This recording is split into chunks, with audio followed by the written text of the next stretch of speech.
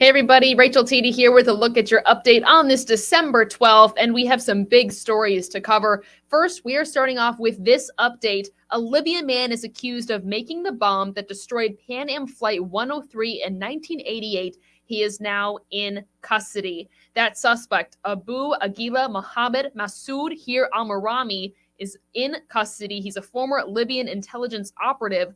34 years ago, the flight Pan Am 103 was bombed over the town of Lockerbie, Scotland. All 259 people on board were killed. 11 people were killed on the ground. 190 of those passengers were Americans.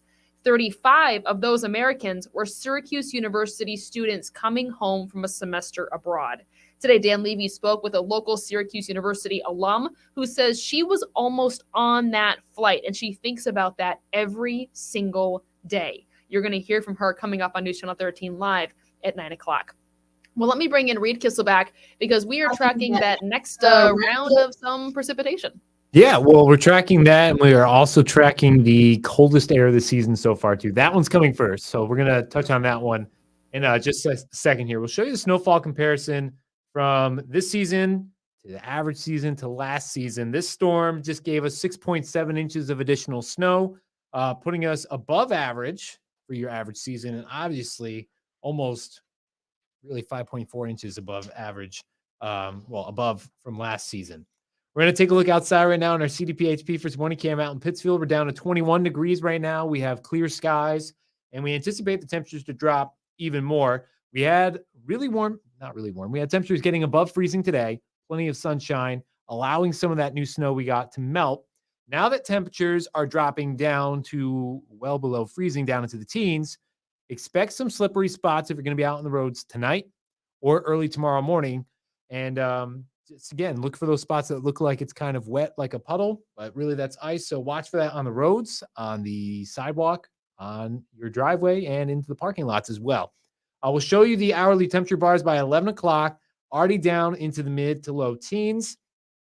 As we work our way overnight, some of the models don't necessarily pick up on this, but with clear skies, we usually drop down a little bit cooler than what most things suggest. This one actually picking up on, okay, most of the overnight lows down into the low teens, some spots even starting out in the single digits to start off the day tomorrow. Now, the good news is we'll have plenty of sunshine, and despite it being December, it's not going to feel like it's the warmest of days, but it will feel warmer, much warmer in comparison to what you started out the day with highs for the day reaching closer towards the low to mid 30s across our region here. And we'll see as we close towards 4 o'clock, we'll start to dip back down quickly into the 20s thanks to mostly clear skies. So it's not just going to be tonight that we see those below very cold temperatures for teens for our region. We'll have it also Wednesday night and Thursday night too. So keep this in mind every day. We're going to see those highs climbing above freezing. So there's a couple spots where you'll very likely see some black ice developing over the course of the next few days. Other thing to touch on is our next chance for some snow showers heading our way. I'm just going to throw this out here. Just wait for now. There's still a lot of things that can change in this forecast, including the track, what we can get, and temperature is going to be playing a pretty big role in this too. But right now, from how it looks like at some point overnight Thursday into Friday, we'll have a low pressure system start to work its way up the coastline, bringing some snow showers to our region. Highs for the day are going to climb above freezing. And so we will see a changeover or a mix of rain and snow as you get to the valley locations, more so your higher elevations staying at just snow right now. And we'll show you too, as we even progress through the course of the day, we will cool back down, transition over to just snow. And this will very slowly and steadily clear its way out of here, looking like right now, even heading into Saturday, we'll still have some lingering snow showers through at least the earlier part of the day. Some of the models have this clearing out a little bit more slowly. Other models have this clearing out and giving us a few back-end snow showers coming into play here. So like we said, it's still early out. There's a lot of different outcomes we can get with this here, but that is a look at right now what we are seeing. We'll keep you up to date on that too as we get closer to that event. Tonight, 13 clear, very cold for our overnight low for the day tomorrow. Mostly sunny and cold, a high of 35. And we'll show you the 7-day planner. We are sunny for Tuesday and Wednesday, highs right near the mid 30s.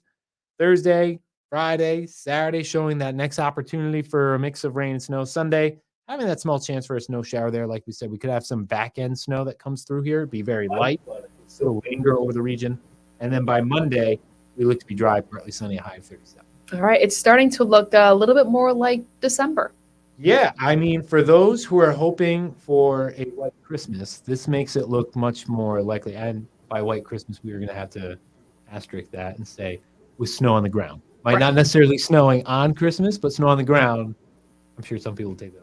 It's looking a little bit more promising. All right. I love that. Thank you so much, Reed. We have several other stories to get to tonight, so let's jump right into those. Another story that we've been talking about a lot, and something that you've been hearing for probably months now, is that grocery bills are on the rise. And so what exactly is making your grocery bill go up? Well, since November of last year, the price of orange juice has climbed 32 cents for 60 ounces, up to about $3.84. Price of eggs has gone up $1.55, just above $4 for a dozen of eggs. Chicken has gone up 51 cents to an average of $3.83 per pound. A loaf of bread will cost you 40 cents more at about $3.18.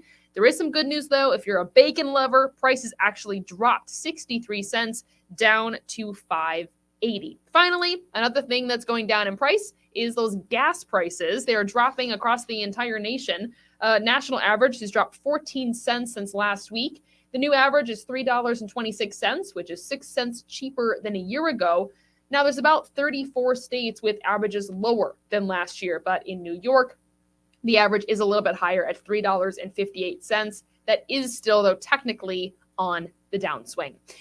We will have an in-depth look at 9 o'clock of both the storm system that Reed was talking about just a little bit ago, also more on this suspect that is in custody 34 years later after that plane explosion. We're going to have in-depth interviews on that, as well as a look from our news vault, a look at our coverage from that day, that original coverage from 34 years ago. So we hope we'll see you on News Channel 13 Live at 9 and 11.